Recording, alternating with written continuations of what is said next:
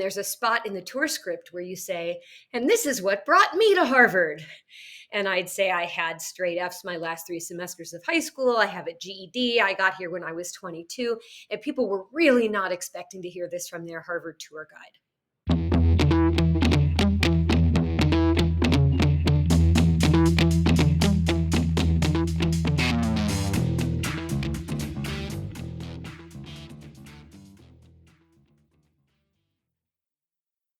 Hey, folks. Welcome back to the podcast. I have been sick, which you might be able to hear in my voice. I'm a little hoarse. I'd actually completely lost my voice for most of the week. So, this is the first chance I had to do a little recording for you all. But I am really excited for you to listen in to today's episode. I am talking with Hannah Stotland, who calls herself an educational crisis manager. And if you're intrigued, you should be. The work that she does is so fascinating and also, which is so important. And I think there's some perspectives that she shares here I think are valuable for anybody who is embarking on some sort of application process, whether that's for a job, college, graduate school, what have you. Hannah flunked out of high school and managed to rehabilitate her record and ended up graduating from Harvard and then went on to Harvard Law School. And now she does this for a living, helping other students and families reapply after something has gone not to plan. And I won't give it all away here. I'll have you listen to the conversation. But there's so much to be learned here in the power of owning your actions, reflecting deeply on them, and really just doing the work to get yourself back on the track that you want to be on. So take a listen. Hannah, thank you so much for joining me today. I'm delighted to be here. Great. Well, let's dive in with kind of a brief overview of what it is that you do, because you've carved out a really specific niche for yourself. So let's hear about that. Yes, I do educational crisis management. So most of my students have been expelled, suspended, arrested, sent to rehab, survived mental illness or substance abuse. And I help them, whether they've gone south in high school or in college, I help them return to the path that they were on or find a better one. Like, how do you get into, how does a person get into something like that? Tell us that story. So I do this work ultimately because I flunked out of high school. So I had a lot of mental illness as well as misplaced rebellion going on in high school. I thought it was like civil disobedience to refuse to do my homework. I thought I was like a conscientious objector to high school. So I didn't graduate from high school. My parents said that even though I'd been enrolled up until the end, I had to get a GED and a job. And so I got a GED and a job in order to be allowed to keep living in their house. And I worked for a couple of years, eventually decided that I wanted to try to go to college, but had no idea if any 4-year school would take me. Ended up applying more or less on the strength of my test scores alone, and was initially denied everywhere I applied. But eventually, a small women's college was willing to have a fight with me and my counselor about their denial. And they eventually put me on the wait list, accepted me. And I got there and discovered that I really didn't like being at a tiny women's college in the suburbs, but that I was actually really good at the college thing. I started making A's, tried to transfer out after a year there and was denied everywhere I applied again. But after 2 years there, I got into Harvard, Stanford, and Penn as a junior transfer. So off I went to Harvard, and I had become very interested in admissions through doing 3 years in a row of trying to figure out what my own path could be. And I got a job doing tours and info sessions. And there's a spot in the tour script where you say, and this is what brought me to Harvard. And I'd say I had straight Fs my last 3 semesters of high school. I have a GED. I got here when I was 22. And people were really not expecting to hear this from their Harvard tour guide. And so right away, this is in the summer of 98, right away, people would start taking me aside after a tour. Like one of the families would take me aside and say, you have to talk to my nephew. He just got out of rehab and he wants to apply to college. Can you help us? What do you charge? And so people were bringing me not only educational consulting work, but really difficult education consulting work while I was still in college. And what I saw from families then that I still see now is that they were looking on me as proof of concept that I could embody for these parents the kind of transformation that they hoped was possible for their child. Whether the kid actually wanted to go to Harvard or would have been happy there or anything, but just that you can do a 180-degree turnaround from disaster to whatever success means to you. And those things are often possible, far more possible than they seem kind of in the widespread literature or in the pop culture. And these things are very often attainable. And I stayed at Harvard for law school, and I had a 6-year legal career in Chicago, but I was always IECing on the side. I was always helping these students on the side and hoping that I could do this when I grew up. And so I've been solely an independent consultant since April of 2013. I've been doing this with no day job, not as a side hustle, full time for 10 years now. That's great. And I definitely want to dig into some of the details that you just shared. But I think that message of that transformation is possible is such an important one that I really want to emphasize it. I think one of the things that we talk about a lot in our industry of private educational consulting is this achievement culture, this desire for perfection, that everything has to line up in exactly this way in order for certain doors to be open. And that's just not the way it works. And in fact, when there are bumps in the road, when there are unexpected detours, you often get a much more interesting story, and you have an opportunity to have a much more resilient foundation to build off of when you're thinking about these things. Just in your story, you thought you wanted to go to the small women's college, and then you got there and you were like, no, this is not for me. Well, and I really appreciated that they gave me a chance when no one else would. Not only that school, but schools in that category have gotten a lot more selective than they were in the mid 90s, which was kind of a period of doldrums for that category in the marketplace. And they are not in the doldrums now. Right, right. So, your exact path may not be possible to replicate, but I think it's really important to hold up your path as an example of what may be possible, right? Right. And there are lots and lots of colleges. The vast majority of colleges are not very selective and may well be listening when you are trying to tell them a difficult story, a nonlinear story. And most of the colleges that don't have strong national brand names still have a lot to offer. I'm not so naive as to think that they're all created equal, but there's a lot more there than the brand name alone would make you think. And so, what sort of school you're using as a stepping stone is going to be very dependent on era as well as the preferences and abilities of that student. But the path, the idea of building yourself up over time and what I call record rehabilitation. So a lot of my students, they go to rehab and their mental illness or their substance abuse or whatever it is gets a whole lot better, but the paper still looks like a mess. And so you need some record rehabilitation where you go and help improve how you look on paper, because ultimately colleges are not actually making decisions about three-dimensional human beings. They can't see into your soul. They're making decisions based on application files. And if your application file needs growth, go and grow it. Yeah.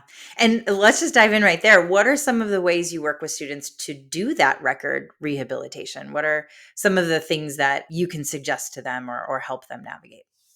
So, school and work are both essential elements for many of my students.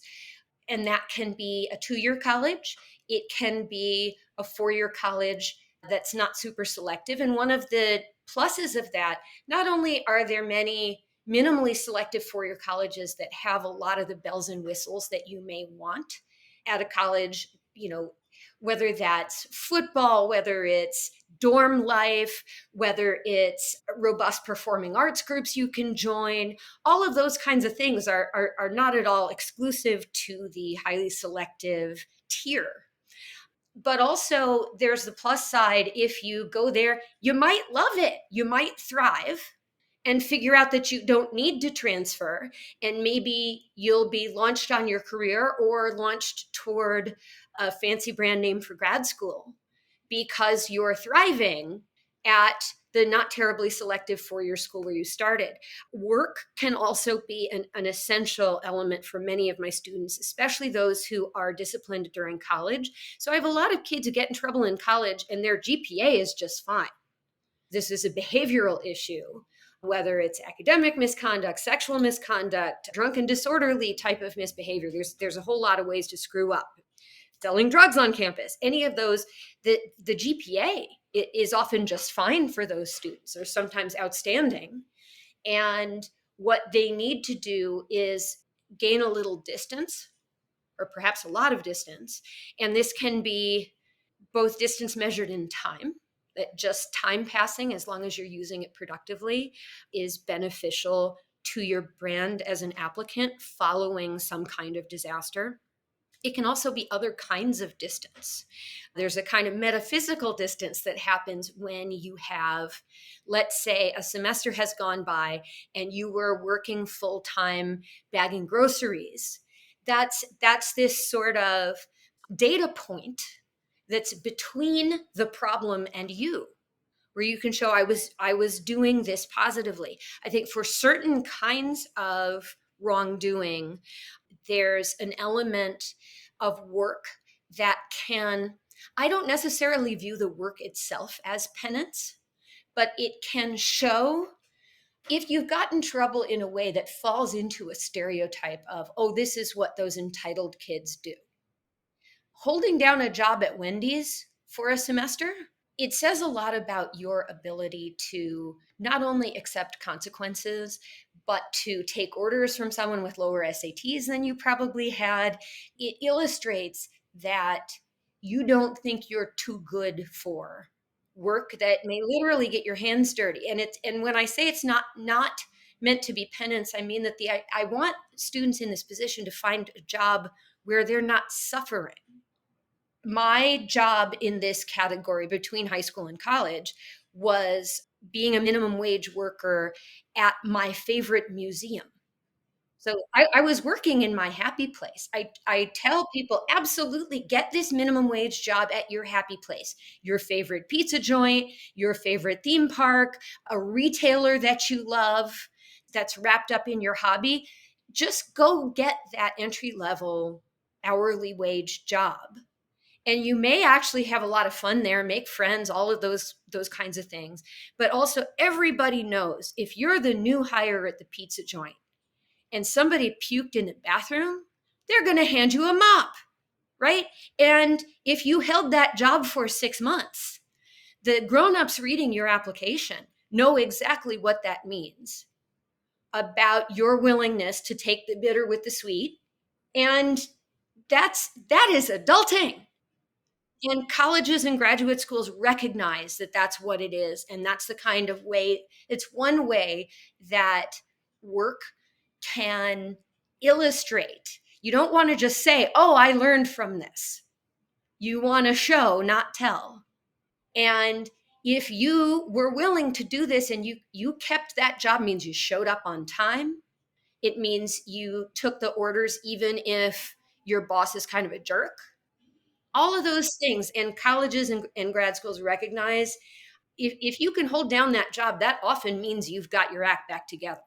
Yeah, I think it signals, I mean, a sense of humility and probably helps build perspective. So talk to us a little bit about that, right? There are things that a student can do, take a class at a community college, enroll somewhere new, get a job like we were just describing, but I'm sure there are also thoughts that need to change, attitudes and things like that. So I'm really curious about what is that part of the work like for you? So I often tell my students, look, I have no qualifications as a rabbi, right? People are not hiring me to bring about character growth, but this process produces it all the time, even though that isn't the goal or my area of expertise. There are times you know how at the end of The Grinch Who Stole Christmas, that the Grinch's heart grew 3 sizes that day. And that is often how growing up works. It is not linear. It's not like an escalator. It's like climbing stairs. And you often will go up abruptly and then be on a plateau for a while, and then you go up abruptly again. And I have seen so many kids who are telling me a story that really convinces me, as far as, well, my heart grew 3 sizes that day. Like, kid who has gotten into sexual misconduct trouble. He was on the practice field with his sports team, and a cop car pulled up, and a cop got out and called his name. Boy, and he took 3 steps toward being an adult that minute, where he was like, "Oh my God, this is real. Everything else in my life up to this point was pretend. It was all practice. This is real." And I was like, "Mm-hmm." And the student has to be able to write about that and explain it in a way that's persuasive. And so when you have material like that, what I need to do is just teach them how to write about it effectively. When the student is really struggling with the writing, I mean, there are some kids where this is not their natural. If your kid is an engineer, this is not easy. But at the same time, if you have lived the recovery, it's usually pretty straightforward to write about it. And when a kid is really, really struggling and doesn't know what to say, usually the problem there is that they haven't lived what they need to write about, or they've only lived it partially. Right. They're not fully baked yet on this thing. Exactly. When the story has happened in real life, writing it down is pretty straightforward. Yeah, I love that perspective. So, one of the other things I'm thinking here is it seems to me that there might be sort of two buckets, let's say, of types of students that have to leave school. If we're talking about students whose college career is interrupted, right? There's students who, and I don't want to pass any judgment here, but let's say through no fault of their own, are having a medical crisis, a mental health challenge, are just not ready for college life or college rigors, and they sort of seek to leave on their own, or have to leave because they can't manage at the level that a college needs them to. And then there is another bucket of kids who have maybe violated some school policy, code of conduct, broken a law, even. Would you agree those are kind of two separate challenges? Yes, and there's two important distinctions. There's two important buckets within the "you really screwed up" bucket. And those two buckets are: everybody agrees about what happened, and there's a dispute about what happened. But absolutely, that's a bucket with two layers. But I agree, there's a "stuff happened to me" bucket. My mom got cancer, I got depression, whatever else happened, stuff happens. And then there's the "you screwed up" bucket, although there are many students who are in both. Yeah, sure. Right. One might cause the other, certainly. So generally, and I don't want you to give away all the secrets here, though. I doubt that there are really any secrets. It's like you do the work, right? The secrets are, how do we apply this to each person's unique situation? So let's talk about the stuff happened to me bucket. What's the general approach there, or where's a place to start? So there's more overlap in approach than you might think. Because adulting, even when things happen to you, adulting effectively means that you own your work. Unless we're talking about a really extreme situation where a Russian missile came through the window of your home, right? Where no one can possibly question whatever your reaction to that was. When other things happen to you, ultimately, as a fledgling adult as an 18-year-old, there are better and worse ways of dealing with that. And hopefully you learn something from it, even if my mom got sick, I came down with depression, whatever else happened. If that were to happen again, you'd handle it better the second time. And so analyzing the parts of the story that you had some control over and didn't handle ideally, like, it is almost a guarantee that students having a depression will not withdraw from their classes in time. They get frozen, and they rarely think about, even if they can perceive, okay, I'm failing these classes, it would be much better to withdraw from them. It's quite rare that I see that depressed student doing that. But that is the kind of thing that someone with a history of depression, who might in the future have another episode, right? We're all at risk for that. That person can say, now I know where to go for help.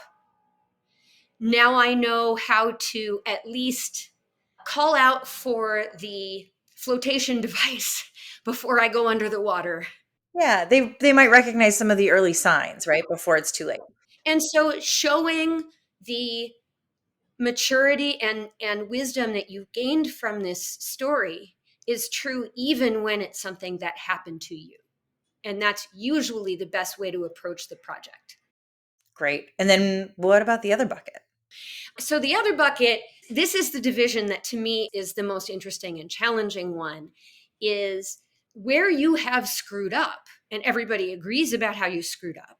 So like a classic example for me is kids who are selling drugs on campus. Typically those kids in my practice are both caught red-handed and they confess. So there is no debate at all about what happened. At most there's a dispute about how severe the consequence ought to be. That student is in many ways telling the same kind of story as a student who got depression, right? They screwed up, and it boils down to, I screwed up, I'm really sorry, it's never going to happen again. Now, executing that is not necessarily easy, but the concept is not brain surgery. You're throwing yourself on the mercy of the court. What's really hard, and these are the students that get the largest, usually use more of my time, is the students where there is a dispute about what happened, which is very common in academic misconduct and sexual misconduct allegations, where you need to walk, you, the student, need to walk a very delicate tightrope where you do not plead guilty to anything you didn't do, but you still need to show insight and growth and maturity. And the human frailty is actually kind of a gift in this area, because even if I have a student who says, okay, I really didn't cheat on the test. I realized that the rule said you can't have your phone out, period. But my watch broke and I was looking at the time. That's why I had my phone out. Okay. It is, even if you didn't do the underlying offense, you made a pretty poor choice that exposed you to risk of being accused, right? Even if there's a false accusation coming around, it's not distributed at random. And it's very rare that I, as a 48-year-old married person, it's very rare that I go to bed at night thinking, wow, I nailed it today. Everything I did today, I did exactly right. There's nothing I would change, right? I mean, you never have days like that. I'm not a saint. And so that's doubly true on a day where you found yourself in terrible trouble and you're 18 or 19, not 48. Of course you're going to screw up. Of course there's stuff that you would fix and do differently if you could. And so it is essential, even if you didn't cheat, you didn't commit rape, whatever it is, you probably were not accused at random. And you probably made risky or unwise or unkind choices that played an important role in you ending up in this situation. And you better reflect on that in this essay, even as you don't plead guilty to things that you didn't do. And this is where I come back to that kind of humility and the character growth that you were talking about earlier. I imagine students really have to be ready to work on this with you. And if they're still at a point where, I did nothing wrong, this is crazy, this is an injustice, just black and white, no responsibility for anything, it may be difficult for them to go through this process successfully and at least come out with the goals that maybe they had in mind. That's right. And it's fairly rare in my experience that they stick to that. I think, and this is another where I'm being kind of a discount rabbi. I'm not doing this to improve their character. It's not really my business, but the process does do that because I tell them, well, you better sit down and think about if your argument is external people can't, I was in the wrong place at the wrong time. This was just bad luck. 80 people did the same thing I did the same night and didn't get caught. This was just bad luck. All right. That is a plausible way of describing human interactions. But if that is your theory, you have just cut the legs out from under any argument you could make that you can prevent this from becoming a pattern. If you want to say, this isn't going to happen once I transfer to your school, then you better show something in your power to change because bad luck is going to happen everywhere, right? They're going to be difficult or crazy or unfair people that you'll interact with, whether they're students, faculty, or staff. And so, do you want to make the argument? This was just bad luck. Are you sure? Hmm. And how involved are the parents in this process when you're working with students? So this varies a lot. And I'm open to working with families on a number of different models. If I just have a 17-year-old college applicant, plain old garden variety project, I don't think the parents should be very involved in that. I tell them I'll report to you if I think somebody is in danger. And other than that, this is a little baby step toward adulting that your kid can do. And it's part of becoming college ready is managing the process. In the midst of a crisis, I'm much more sympathetic to parents wanting or needing to be involved. They're often coordinating a team of professionals who are handling, you might have the kid has melted down at college in ways that bring about that they have a legal problem, they have a mental illness and or a substance abuse problem, and they have an educational problem. And no one person can handle all of those things.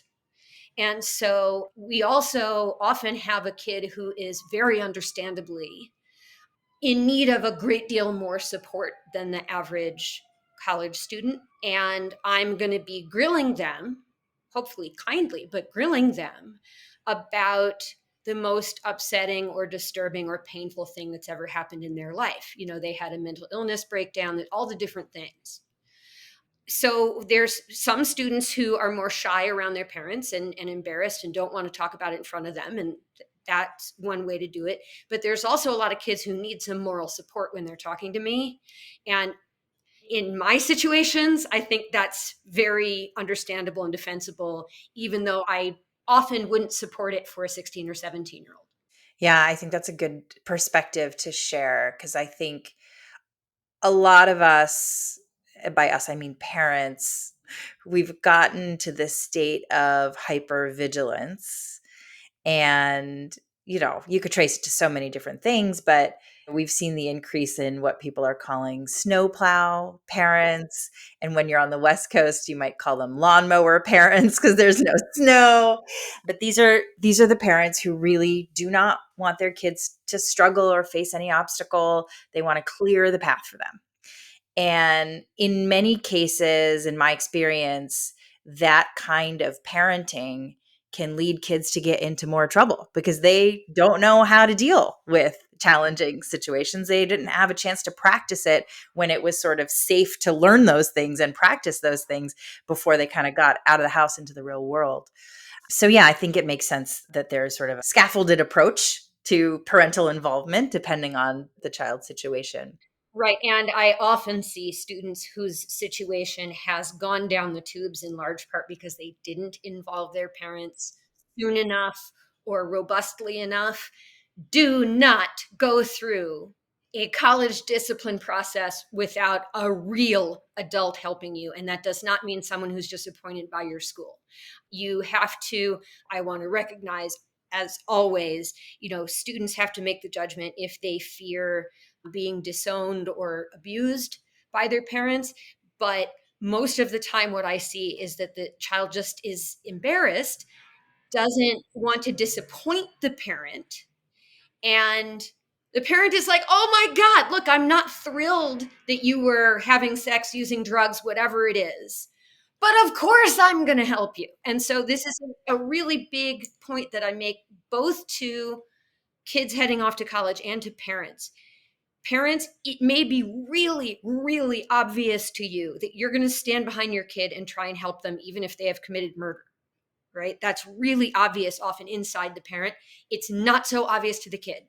Tell them explicitly, if you get into trouble, please tell me, I will support you. I'm not promising to be thrilled that you are accused of cheating or whatever, but I'm going to try and help you make it through, because there are many, many students in far worse trouble than was necessary because they tried to handle this themselves. These are for real grown-ups, college disciplinary processes. They're not for 19-year-old grown-ups. Get someone that you really trust to advise you. And that is usually a parent or grandparent. That is what I was actually going to kind of pivot to asking you about. What can you tell us, both in terms of just like the structure of these disciplinary committees and how you've seen things change since you started doing this work? Well, the biggest changes happen in the area of Title IX, or sexual misconduct. Everything that isn't Title IX, more or less, universities are allowed to handle the way they want. And so there's going to be enormous variation from one school to the next. Title IX is an area that is regulated on the federal level. So, absolutely, there are important distinctions from one school to the next, and one might pursue these cases far more aggressively than another. But there is a federal regulatory scheme that has changed over time, that is about to change again, that schools, all institutions, K 12 and higher ed, have to follow. And so I see certain changes there. There's kind of a pendulum swinging with each change in administration that we've seen since the initial launch of the motion of the pendulum started in 2011. So since then, there's been a lot of change in that area. During the pandemic and immediately afterwards, there was such an immense increase in cheating that a lot of institutions more or less looked the other way, because, are you going to suspend 3/4 of your student body? Since then, I think there has been a wide range of reactions to that pattern, because some schools and some individual instructors feel like we need to push back hard on the bad habits that we allowed the students to pick up before, and we really need to enforce the hell out of the rules. Other places are more, it kind of take an opposite approach and say we can't just cold turkey everybody. We need to do a better job of instructing people how to do this work effectively. And we also have the problem caused both by cheating in particular, but also by remote learning in general, where there were fundamentals the students missed. So a lot of students who are applying to college this fall, their freshman math was shaky at best, and they were either automatically passed, or they passed but they were cheating, whatever. And now they're in pre-calc and they didn't really learn algebra 1.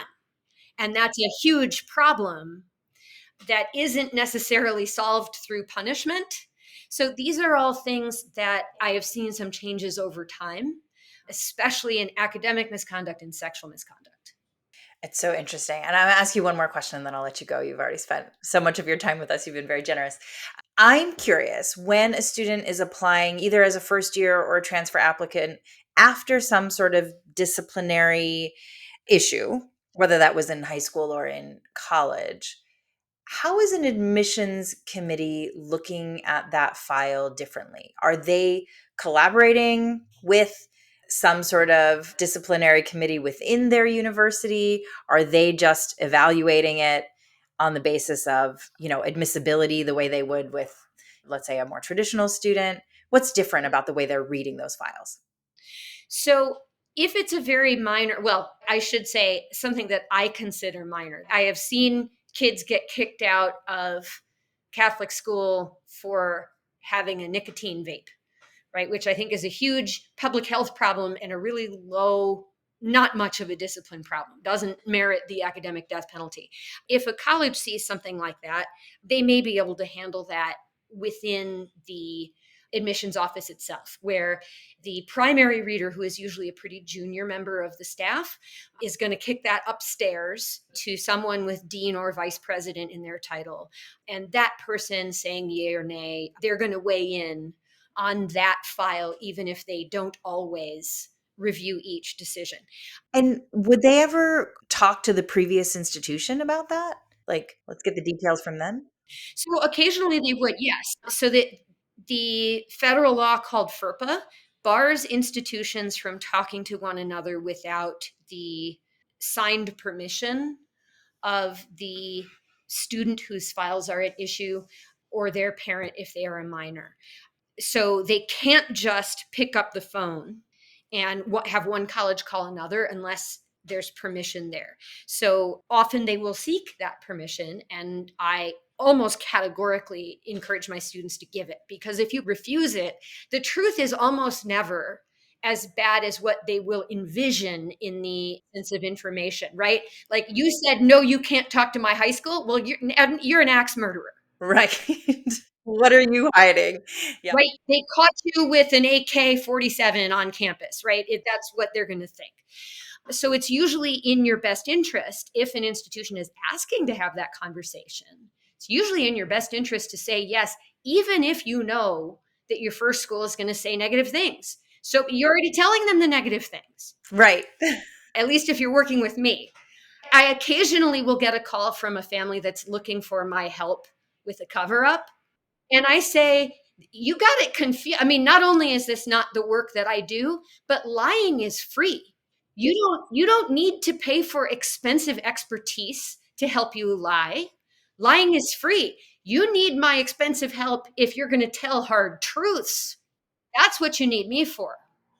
So back to the admissions committees, if it's something that's a lot more serious, selling drugs, sexual misconduct, anything involving violence or serious vandalism, if you destroyed something in the school, what is usually going to happen is it'll first go upstairs to whoever's in charge of admissions or enrollment.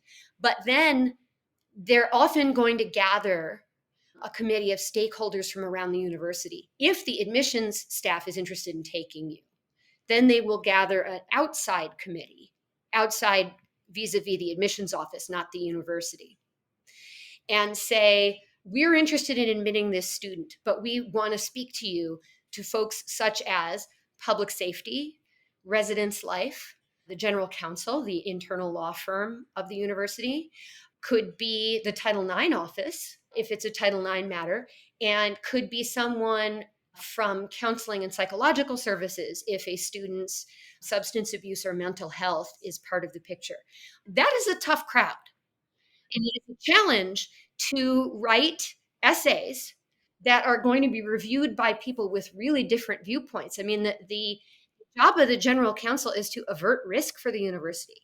That's a really different task than matching students with opportunities, which is the job of the admissions office. So, a big part of what I help students do is anticipate understanding who your readers are and how can you talk in your writing in a way that gives you the best odds of communicating positively and persuading all those different professionals who may be weighing in. So complicated and so complex. And I'm like, my mind is boggling. At Signet, we've dealt with some difficult situations, certainly not at the severity or frequency that you have. And so I'm so glad that you are now in my orbit and you are in all of our audience's orbit. If people want to learn more about you, what you do, seek your help, how can they find you? So you can go to hannahstotland.com. It's HANNASTOTLAND.com. Or just Google me. If you got the spelling roughly right, it'll come up on Google. And on my landing page on my website, you'll find a lot of the press that I've done, other podcasts, some TV work, some writing that I did for Slate, and you can understand how the issues that I like to get tangled in. And I think it's probably clear. I really love these kids. I love this work. I love talking about this work. If you're a fellow professional and you want to have a virtual coffee or virtual beer, I love to talk about this. And so I bring me tough cases, and I'm delighted to work with those kids. Wonderful. And I'll make sure that link is in our show notes as well. Well, Hannah, thank you again so much. You've been so generous with your time and your expertise. And I look forward to continuing this conversation. Thank you. This was a lot of fun. This was a little bit of a longer episode, but I think you can see why. I probably could have asked her a million more questions and had her share more stories. She really is full of wisdom on these topics. So if you or someone you know is having one of these challenges, Hannah is a great person to call. She's not the only person who does this work. And I think it's important for you all to know that it's never too late for a transformation, and transformation is possible. Everything doesn't have to go perfectly in order for you to get the education or the opportunity that you really want. It may take some time and it's going to take some work, but there are people who can help you navigate this. So please don't feel that all hope is lost. So that's it for this week. We're getting into October, and I know things are getting crazy at school. And if you've got a kid who's applying to college, you're probably pulled all of your hair out by now. So, on the same tip, please don't feel like you can't ask for help. There are lots of people who are able to help you. So, please reach out. All right. Take care, everybody. We'll see you next week.